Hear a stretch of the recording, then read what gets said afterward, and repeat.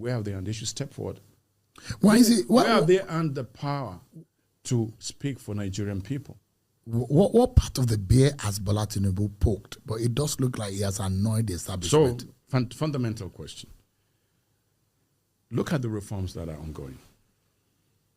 Look at the reforms. Take the oil sector. You know, some of these things are off the radar. You know how many people benefit from the subsidy value chain?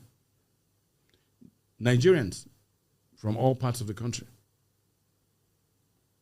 I don't want to characterize them as the oil mafia or whatever, but we know there are people who even tried to stop that oil subsidy. Let's move closer. The floating of the naira, the arbitrage. Billionaires were created within months under the previous government. The arbitrage was massive. Bola Tinubu had the choice to let it go. Let it go on. Let the party go on. Everybody will have benefited. In any case, it went on that time. But he put a stop to it. In that chain, there are people up to today who will never forgive Bola Tinubu for floating the naira and removing the subsidy from Forex. And that's one of the anger, the part of the anger. That's it. You see, it's about, when you're fighting Bola Tinubu, that fight better be a fight about ideas and about his policies, not about some personal grudge. I can identify people who simply are not happy that Bola Tinubu had the temerity to pick a Nigerian, I won't even say a Muslim, as his running mate. There are people who simply, because of some personal grudge, they've seen an opportunity to attack him. Like I said, if you want to fight Bola Tinubu, it's better you fight him on the basis of his policies, on the basis of his convictions. And the leader has a right to have a conviction. Every leader comes and says, this is where I want to go.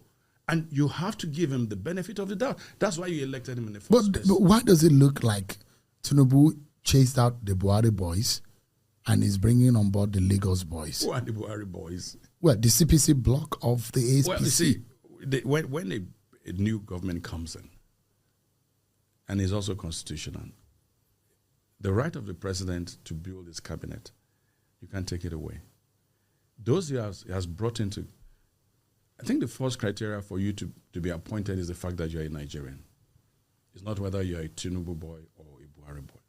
That's the first criteria. But all of the major pillars of the economy are being manned by the so-called Lagos boys and the Tinubu boys. Well, as a leader, you must also bring in lieutenants that you trust. When he was governor, that could only be from his rank. When he was governor, we have people that served him, and over the years, they've been with him throughout the journey.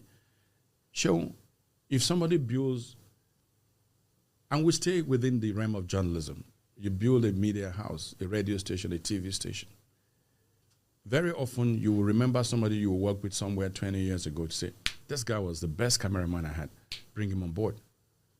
This person was the best interviewer I had. You look for him. And I think every leader does that. So this classification of, my point is this. I don't think there's been any deliberate attempt. And that's breaking the ranks of the APC so far. Let me give you an example. In CPC, you had Northerners from North Central, Northeast. You had Christians, you had Muslims, you had Igbos, you had Hausas, Yorubas in CPC. So sometimes when you hear CPC, there's a perception that people try to say, oh, it's a northern thing. It was a party. That's one. Two, in this government, the SGF served Nigeria under Buhari. And when you get these appointments, you take an oath. The oath you take and you sign is not to Buhari or Obasanjo or any president. That oath you take is to the Nigerian Constitution and the Nigerian people who will judge you. Well, Mr. Adari, how do you are managing